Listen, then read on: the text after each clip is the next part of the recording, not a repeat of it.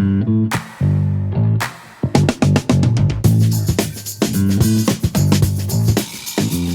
to the latest edition of our OmniTalk Spotlight series, the series that highlights the people, the companies, and the technologies that are shaping the future of retail. I'm your host today, Chris Walton.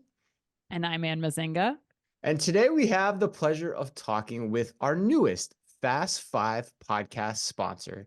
And quite frankly, one of the coolest technologies we've come across in quite some time. So with that out of the way, I'd like to introduce Thaddeus Segura, the Vice President of Data Products and Algorithms for Williot. Thaddeus, welcome to the show. Thank you for having me. I am excited to be here.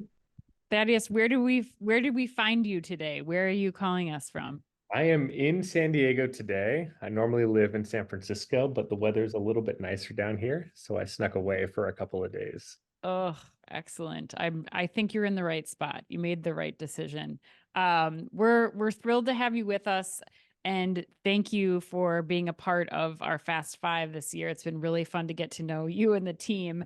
And so I'd love to just start out with that. Let's get a little bit of your background because it's so fascinating. When we first met and you shared your background, I knew you would be the perfect combination for Chris and myself as we dive into these retail topics.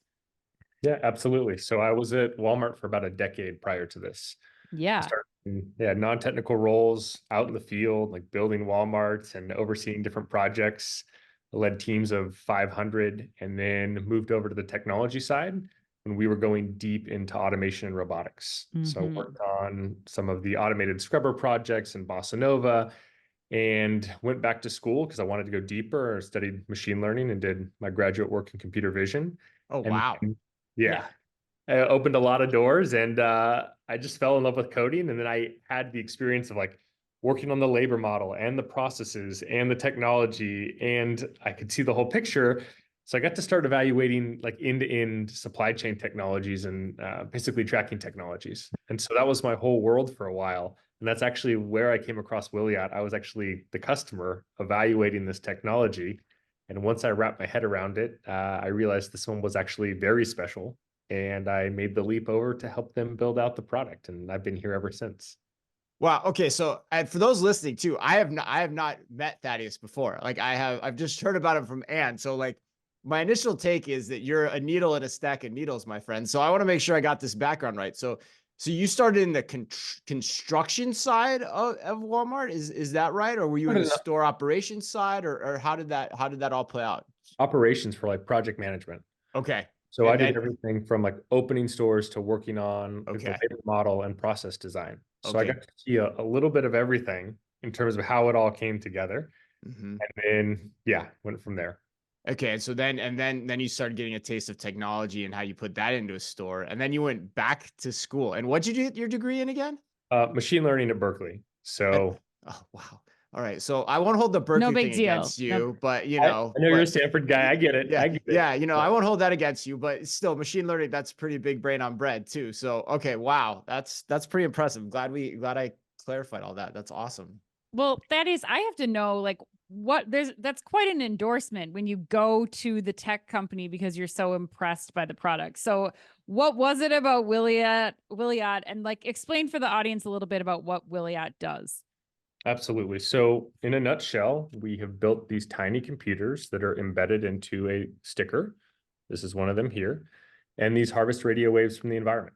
And once this gets enough power, it turns on and it senses all sorts of things from temperature to humidity to light and a bunch of other signals that we can then put into those machine learning models to make a bunch of predictions. So that's the underlying technology. What got me so excited was that so many of the technologies I looked at had this huge upfront investment in fixed infrastructure, from computer vision to robotics to even RFID. There's major infrastructure costs. But once I wrapped my head around Williot and the fact that the total cost of ownership is so low, that was what sold me and made me make the jump. And I mean, for those listening, what Thaddeus just held up is slightly larger than the size of a postage stamp. I mean, it's a very small tag that and explain it just gets affixed to products, packages. give Yeah. our listeners a little more background about. Absolutely. So what we basically do is we take these and we put them on anything we want to track. We do Okay. some sort of association. Like you can have a QR code or a 1D barcode, and you can place it on, we typically do cardboard as far upstream as we possibly can. Sometimes even back to the supplier. So we might be at like a salmon plant, and as it's getting packaged, we put the tag on from there. Then anywhere we get data, we basically shoot this up to the cloud. It's encrypted end to end, so you couldn't walk in and see what we have or even how many we have. And we shoot that up to the cloud. We put it through a bunch of machine learning processes and then give valuable insights like temperature compliance or freshness or location. And that's what the customers pay for. Okay, and so by salmon you mean the fish, not the color, right? Too. So hence the reason why the temperature is important. So okay, just throw a little humor in there too as we get started. So all right, so I got to ask you too, and I want to come back to the total cost of ownership, particularly within the context of this next question. But when we hear about Williot, it often gets compared to the value or the use cases that you see with RFID, particularly around product location and traceability, some of the things you've already touched on a little bit. Can you break down the differences for us in terms of what Wiliot's technology does versus RFID? And then why is there a better cost to it too? Because I've heard different things depending on who I talk to, and I'd love for you to break that down for us. Absolutely. So first of all, I love RFID. I think it's a great technology if you want to count things. The analogy I often use is like RFID is like riding a bicycle. If you're trying to get across town, short distance, specific use case, it's great. But most of us use cars, and that's really what we need. And that's really what Williot is. So the difference is that RFID, you blast a wave out, it hits an antenna, and you get a unique ID back. So it's great if you want to just understand what you have in an environment. What we do is we actually harvest that same wave. If you have RFID deployed already, we love it. It's a great power source. Otherwise, we can also harvest power from the Bluetooth band and the Wi-Fi band. So we harvest all those radio waves and turn on a tiny capacitor.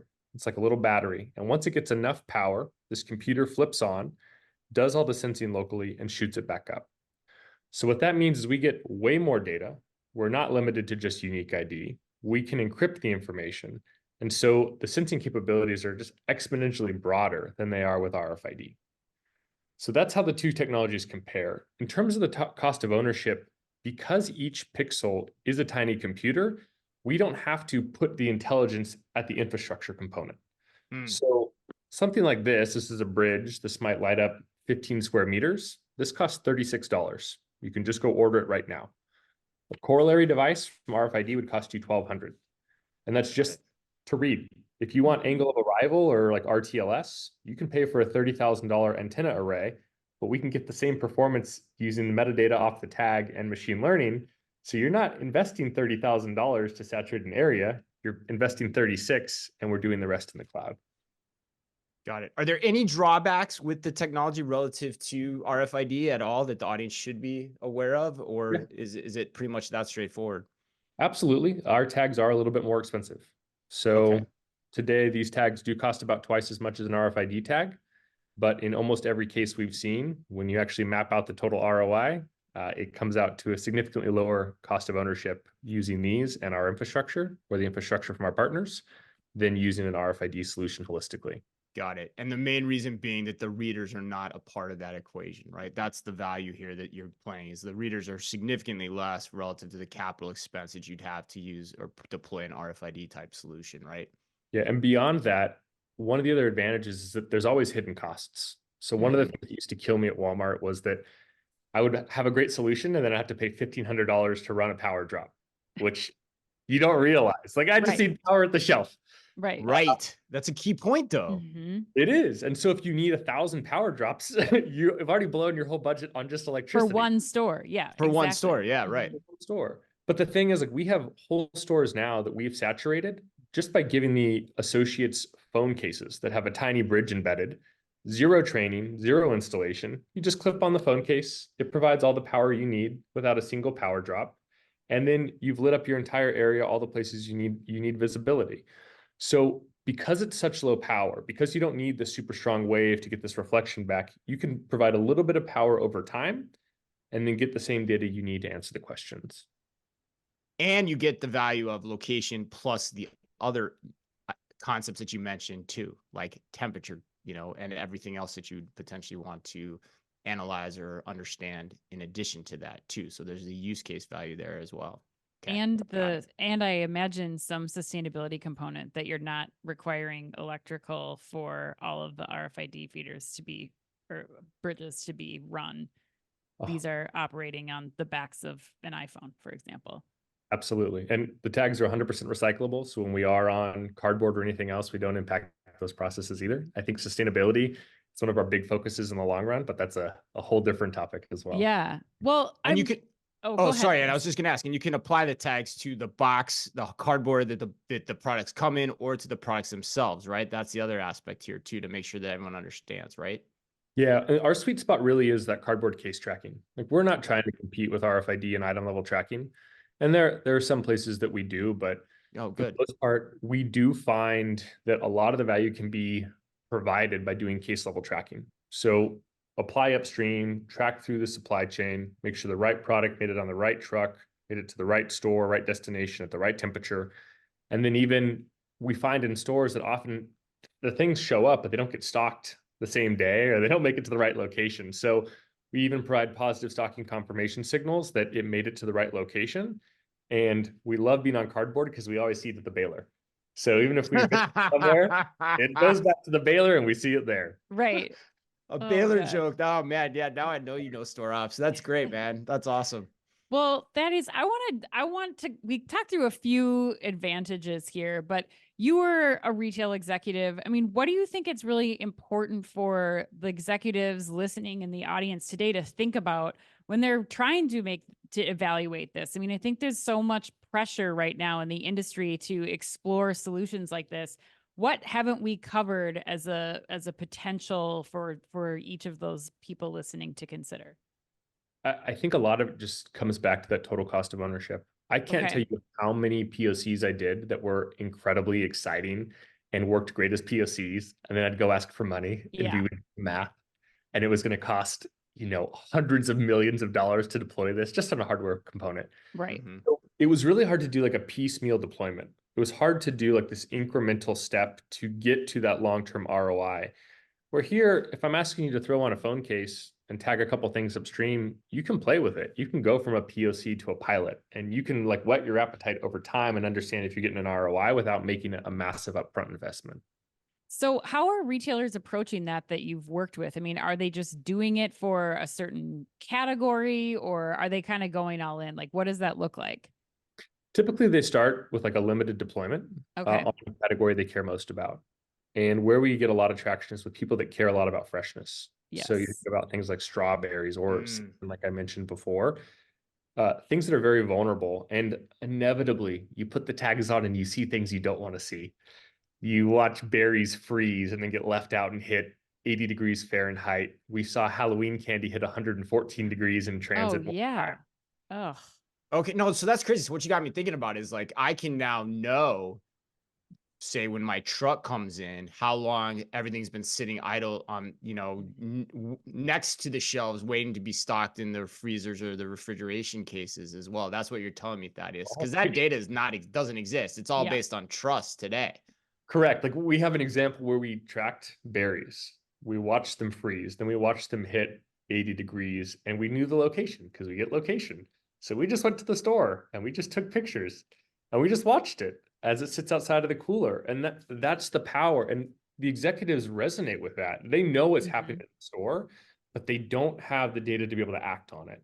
And we basically pull the curtain back and say, here are your problems. Here's how they're actionable. Go after it. And we give them that data. What are the use cases where you find the most dramatic impact or payback for the retailers that you're deploying with? What are those? Is that one of them? Are there others?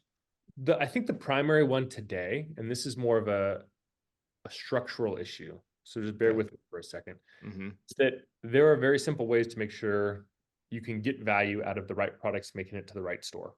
So a lot of what we do is did the right things make it on the right truck and go to the store, or to the right house, last mile delivery. But I think a lot of what we're seeing like adoption around is freshness, but a lot of retailers don't know what to do with that. Okay, it was out of temperature compliance. What do we do? And that's where it's harder to be actionable right now. And they don't even sometimes have business models around what does a deviation from temperature mean for me, and what do I do with that information? So there is a ton of interest, but they're still wrapping their heads around how to deal with it, because what you really need is a freshest first stocking paradigm instead of first in, first out. I don't know if that makes sense or not. Like It does. It does make Mhm. sense. Yes. so, but that's a harder thing and a longer road to get to adoption. Beyond that, in stores, I think the thing that really brings the most value, if you look at just dollars, Hmm. is like buy online, fulfill in store. Like we're Okay. seeing this rapid adoption of omni-channel retail, obviously accelerated by the pandemic, but with that comes unprecedented requirements for inventory accuracy. Hmm. Back in the day, you just had to have beans on the shelf. Now you need to know exactly how many beans you have so you can promise that to a customer online. And we know the things that are in the back room aren't always there. The things that we think are on the shelf aren't always there. And so how do you give them information about where their products actually are with a high degree of accuracy in a passive way that doesn't require more labor? Because that's also more expensive than it's ever been. Right. So that omni-channel piece is really where we're seeing also a lot of adoption as well. Okay, so those use cases are both awesome. Like 100%, I'm bought in on freshness, and I love the idea of fresh versus first in, first out. And boy, is that a sea change for most grocery operations, most likely. And then, of course, the omni-channel use case too, right? Like Ann and I've been talking about that on our show since we started, that was going to become an issue. So, but give our audience an idea of scale here. Like, you know, how many tags do you have deployed throughout the world, and what type of insight are you gleaning from them to give an audience of just how powerful and in market you guys actually are? Yeah, absolutely. So the company is about 7 years old. So we've been around for a Okay. while. Yeah. First tag wasn't invented until like 2019 because people thought it couldn't That's be done. crazy. Oh, Yeah. wow. Okay. Yeah. So 5 years ago. Okay. Yeah. And then we got the Gen 2 Pixel, which is what's out there in production at scale right about when I joined the company. So just over 2 years ago. And it was finally the technology that was stable enough and mature enough that we could start providing value. We actually didn't plan on being able to take that one to scale, but we have. So Okay. that one will probably deploy somewhere around 100 million of this year. Jeez. And then we just 100 million tags. Yeah. 100 million tags. Yeah. Wow. Okay. All right. We're Jesus. in, I think, 4 of 7 of the continents, obviously not like Antarctica, but Not yet. we are getting all over the world now. So it is broad adoption, predominantly with like retailers and supply chain customers. But we also just started testing our Gen 3 Pixel. We did our first real customer demo 2 weeks ago, and it blew us all away. We were seeing that Wow. pixels transmit at 150 feet, which is just crazy for a 10-cent pixel. And we're just seeing a lot more adoption than we expected, an order of magnitude growth in terms of the number of pixels deployed each year. And we do have line of sight to break about 1 billion pixels next year in 2025. Billion. That is insane, Thaddeus. I mean, I have to ask, like, this is beyond pilot phase. You're 7 years in the making. Like, what can we expect next? And especially like as it pertains to the Bluetooth technology specifically that's involved in here. Like, where is this going? Where is the future? Absolutely. So that was what really sold me, was this Okay. idea that communicates over Bluetooth. So there's a Okay. question I always love to ask, and I want both of you to answer it, which is, how many Bluetooth devices do you think you have in your house, if you just had to guess? All right, Ann, you go first. I'll put you on the spot first. I mean, I would say at least 10, maybe Yeah. 20. I don't know. Like everything is Bluetooth I feel like everything has connected, I Bluetooth feel now. like. Yeah. Absolutely. I agree. Mine's probably 20 to 25. Plus your car. Like there's, I mean. Yeah, right. Your car. goes That's a good call. Yeah. Exactly. How many RFID readers do you have in your house? None. Negative, probably. I got a lot of RFID chips from all the shows I go to, but I don't have any readers. Right. Exactly. And the analogy I always use is I think about like hydrogen fuel cell cars and electric cars. They were both Okay. reached maturity in the same year. Like at CES, they're both showing them off. But to run a car, you need a network. You have to refuel. And so if we wanted to adopt hydrogen fuel cell cars, we'd have to go build 1 million hydrogen fuel cell pumps. But we already have an electric grid. So to put in electric chargers, you just tap into it and you're good to go. Right. Same thing with Bluetooth versus RFID. Hmm. We already have a network. Every Bluetooth device in my office, in my home, is giving some power to my pixels. And we're getting closer and closer to a true ambient environment. And when I transmit, I can transmit directly to my cell phone. I don't need all this specific hardware. It's the standard Bluetooth Right. protocol. Mm. So the key to all of these technologies is the network. And there's already a crowdsourced network being built.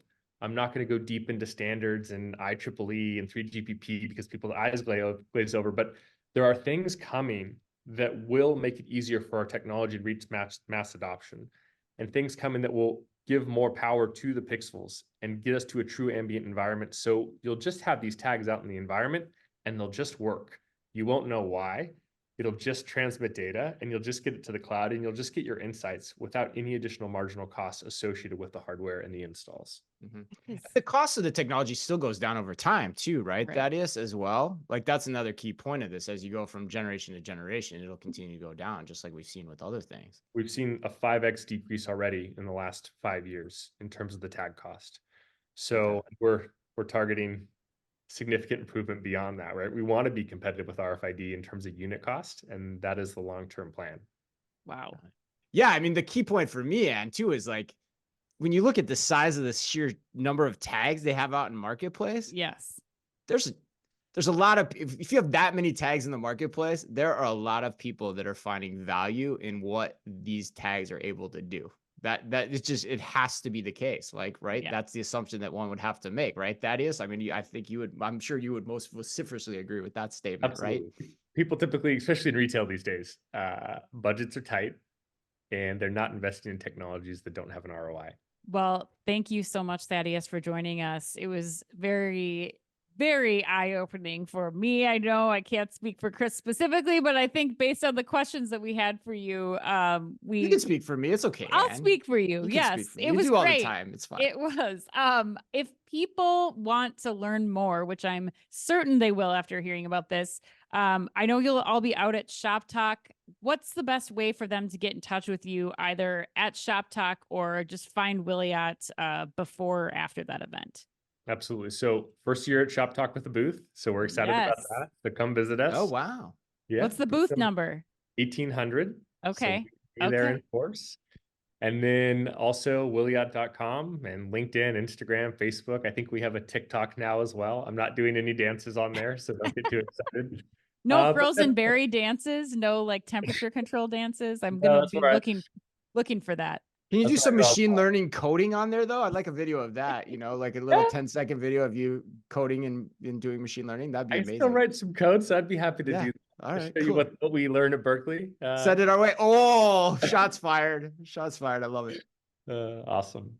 Well, thank you again to Thaddeus Segura, Vice President of Data Products and Algorithms for Williot, for sitting down with us today. Thanks to all of you who listened along. You can check Williot out at booth 1800 at Shop Talk. And as always, on behalf of all of us here at OmniTalk, be careful out there.